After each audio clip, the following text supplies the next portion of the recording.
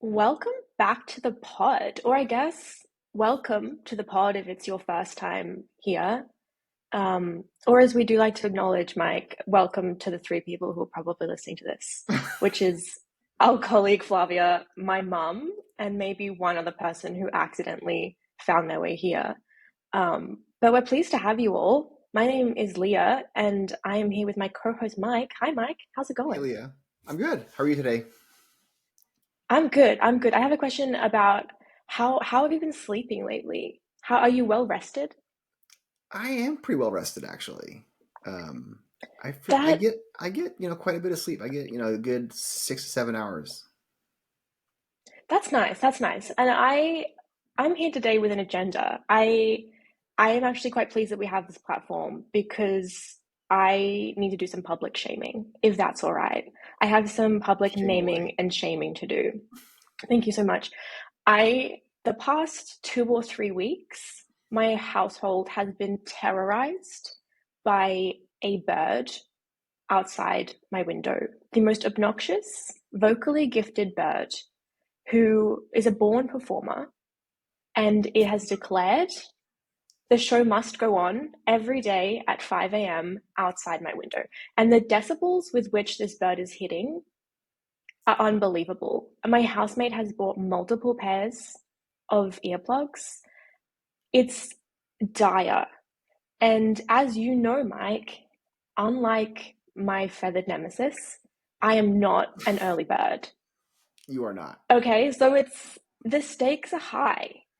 And so the other day, I am going somewhere with this. The other day, I was unfortunately awake at 5 a.m. and I was Googling on my phone, A, why is this bird screaming outside my window? And B, how can I make it end? What can I do to make this end? And there was not a whole lot of helpful information, unfortunately. So I thought, why not try publicly shaming this bird on a podcast? It might help. Who are we to say? Um, but then what happened, unfortunately, is now that bird and my TikTok algorithm are in cahoots. Okay, I've been getting early bird propaganda all week. People trying to tell me how easy it is to become an early bird, and I don't want to hear it. I'm not going to let this bird win. But thankfully, the thing that I saw this week, so what I saw this week is from the darkness of my TikTok algorithm was a sleep professional. Her name on TikTok is Baby's Best Sleep, and she's confronting the early bird allegations head on.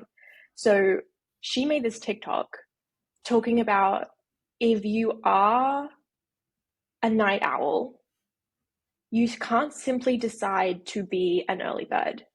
It doesn't work like that. And I'd never heard this before. I don't know if you had heard this before. If you, Yeah, so I've heard that you can't change, right? You're either one or the other. That's what I've heard. yeah, But I hadn't heard that. I mean, I've heard it, I read it. I don't believe it though. You I don't believe I it. don't believe it. I do think you can change. I do think you can change. Interesting. Yeah. And survey size of one, Yeah. I used to, sleep in, relatively speaking, but now I get up Yes. at the crack of dawn. And so I would Chaos. categorize myself as an early bird. Yes. Yes. And we will get into this because Mike and I do span the spectrum here. Um, in terms of early birds and night owls. But she did acknowledge it's not impossible to change, but it's ill-advised because if you are a night owl and you just decide to start waking up earlier, Mhm. you're not going to be as productive as if you did the work at your peak optimal time because you're going to be more tired than you would be. And interestingly, it's in your DNA. So it's your biological factors that are deciding what your chronotype is and when you're going to be doing your best work. And I just thought it was interesting because obviously you've heard about this before, but I hadn't. And I feel like society really pushes the like early bird gets the worm. There's like this societal systemic thing that favors the early bird, where if you there's like a perception if you sleep in that you're lazy, and if you get up early like you're going to be a CEO and you're going to succeed and you're going to hustle. And we've been led astray, or at least I've been led astray. Yeah. Well, I think Um, there's a lot of articles too. If you just do any kind of searching, it will always say, here are the 5 habits that Bill Gates, and then they'll name like, 10 other billionaires. And the yeah, first thing on the list, well, it might be like they read a lot of books. The second thing on the list is that they get up at 4 o'clock in the morning. yeah, which So is there's, wild to me. yeah, so there's no But I guess wonder that normal for you feel you. that pressure, right? Yeah. And I'll just do a very brief summary because I went down a rabbit hole here um, of science, and I'll do a very brief summary. So there are two biological factors, if anyone else is in the same boat as me and hadn't heard this before. So you've got your chronotype, and the concept of a chronotype refers to an individual's natural inclination for being more alert and active during specific parts of the day. So night owls tend to have a delayed chronotype where they're more productive in the evening, and early birds have an advanced chronotype where they're more productive in the morning. And then there's a few in between. And then there's also the circadian rhythm, which is like a 24-hour internal clock that regulates sleep wake cycles. And night owls, generally, their body produces melatonin later in the night. Yep. So it's all genetically predetermined. And I thought when I was doing this research, I remember that I did a ancestry DNA test a few years ago, and as well as telling you your ancestry, they also give you a list of traits that they've pulled out of your DNA. So Ah, things that I guess are genetically predetermined. okay. So there were things like if you're likely to enjoy spice, or if you're likely to have that gene where you um, cilantro or coriander taste like soap. Mm-hmm. And I said, you know what I bet they have in there is a guess as to whether I'm a night person or a morning person. And so I had a look, and it does indeed have me down as likely to be a night person. And it also added on that I likely got that from my maternal side, which is also accurate. So shout out to Interesting. science, because it's not my fault after all. It's in my DNA. That's fascinating. Yeah, I don't know about. I've never done a DNA test like that, so I can't pull up the science for that. But I love that you did.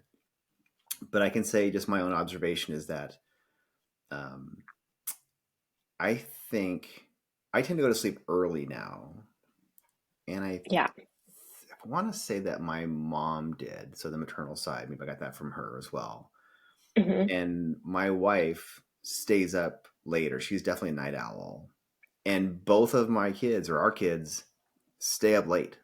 So maybe they've inherited that from her too. So Mm. just some observations, not scientific, but it's supporting what you're saying. Yeah. Well, I mean, I would love to hear your experience as an early bird, and if you've always been that way, because I know you sort of said it had, back in the day you loved a little lion. And I also am curious what time of the day you find yourself to be the most productive. Yeah, so there's a couple different things there. So yeah, back in the day, I would tend to, sleep in, quote unquote, right? Where the sleeping in would be if I had to be somewhere like on a Monday through Friday at my day job, if I had to be there like at 8:30, I might get up at 7 or 7:30 and then just get there and then, not do anything else, right? And just go from Yeah. there for my day. Then something funny happened along the way, and I got married and had kids. And then school drop off had to happen at a certain time. And leading up to school drop off, all the things that parents have to go through to get the kids out the door really Hmm. encroached upon, my ability to sleep in. So that I found that if I wanted to go work out in the morning or I wanted to have a cup of coffee in peace and quiet in the morning, I had to get up really early. And so over the years, I just started getting up between 4 and 5. And now it's closer to 5. Like I get up about 4:45 now, but I still do that today. And I usually go to bed around 10, 10:30. And so and try to get enough sleep. but I have shifted my time to get up and just semi train my body to do that. And then I do find that like the productive time, which I refer to, I read it about somewhere. I refer to it as my Einstein hour, where I'm Mm-hmm. most productive, and that for me is between like 8 a.m. and like 11:30 in the morning. That Whoa. early morning, that's when I'm the most productive in my day. The farther I get after 12 o'clock, I have to do things that are like don't require a lot of brain power or a lot of heavy thinking. Maybe just kind of just I don't know, just simple things. But that's for me. Yeah. How about you? Yeah, that's so unrelatable for me, but I love it for you. I I have been thinking about this, and I think if left to my own devices, I would go to sleep at 3 a.m. and wake up at 11 a.m. Like that's my natural sleep cycle. Yeah. And I know for a fact I'm most productive at nighttime and I'm most creative from 12 a.m. to 3 a.m. That's awesome. And luckily, like where I'm very lucky, I'm very privileged that Bitable is very, like we're a remote, completely remote workplace. So we can kind of do whatever. It's very flexible. If I wanted to work until 3 a.m., I could do that. I Yep. don't choose to. But I get a lot of sleep in, even though I work a 9 to 5, I work from home 9 to 5, which means my alarm is going off at 8:40. I'm going from dead asleep to in a meeting in 20 minutes, and I'm living my like the best life. If I was going into an office and starting at 9 a.m., it would be a very different story. And so I was thinking about my most recent need to get up early, and that's half of the year our team is very out of sync in Yes. terms of time zones. Yeah. We've got either daylight savings or lack thereof. And to be able to see each other in person virtually, Flavia, who's in Brazil, has to stay up later. Me here in Australia, I have to get up early. And again, I'm very aware that in comparison to most people, this is really not that bad. Sure. But once a week, we have a 7 a.m. meeting. I have to wake up at like 6:40 or something. Not my favorite day of the week, but I did notice I was less productive on those days. I was like tired, I was more foggy. I definitely was less creative. I think I had sort of noticed I would be like, oh, I won't do this creative writing thing on Wednesday because I know I won't Mm, be my creative brain just won't be spinning in the way it would had I woken up on my normal time. So it's definitely, I think, like it would impact people who again isn't me. I'm very lucky, sure. but if I had a normal 9 to 5 job, I don't even know what kind of garbage I'd be writing. And this leads me to one of my favorite headlines from this research, which is an article by Men's Health Australia. And the headline is starting work before 10 a.m. is comparable to torture, according to a study out of Oxford. I mean, I'm hooked. I'm obviously going to read this article. But and I'm kind of quoting the article here. But to explain the study, they say before the age of 55, the circadian rhythms of adults are totally out of sync with the average 9 to 5 working hours, posing a serious threat to employees' performance, mood, and mental health. And I don't know if you're ready for this. The impact that a lack of sleep has is bananas. Okay, so it's just 1 week with less than 6 hours sleep each night leads to 711 changes in how genes in your body function. Lack of sleep impacts performance, attention, and long term memory, and can also lead to exhaustion, anxiety, frustration, anger, impulsiveness, weight gain, risk taking, and high blood pressure. That's a lot. Those are all bad things. We don't want any of that. All of those are bad things. All of us are bad. And I would say, I feel like I don't know, you can let me know in the comments, but I feel like the majority of workplaces are still very traditional Hmm. in being in office 9 to 5 or like even 8 to 6, whatever it is, which is curious because Yeah. you would think that like allowing employees to align with their natural chronotypes would enhance all the good things, productivity, satisfaction, happiness. So I was curious, Mike, Yeah. if your experience at different workplaces. Like, have you seen teams be accommodating to different start times? Um, Mostly no. Mostly Mm, it's like, hey, this is this the company is open from this hour to this hour type of thing, and um, some of those companies were like manufacturing based, and so it's like this is when everyone's here running the machines and the equipment, and when uh, yeah. we pack up the stuff and we ship out the orders, right? So like that one's a tricky one. But other companies that I've worked for that were more technology based, where like, hey, we're building code, we're writing code, we're building apps, and we're shipping stuff that way. Yeah, then there were parts of the organization, like sales folks, who were like coming in from very specific times, usually like at 6 a.m. until like 2 p.m. or 3 p.m. because like they're trying to get that west or that east coast overlap type of thing. But the engineers and then the customer success people or customer support people would be their normal working hours, because I think there's just this expectation like, hey, if I'm working right, as a customer, I should Yeah. be able to get a hold of somebody. But those hours were like 8 a.m. to 8 p.m., right? So two shifts usually of folks.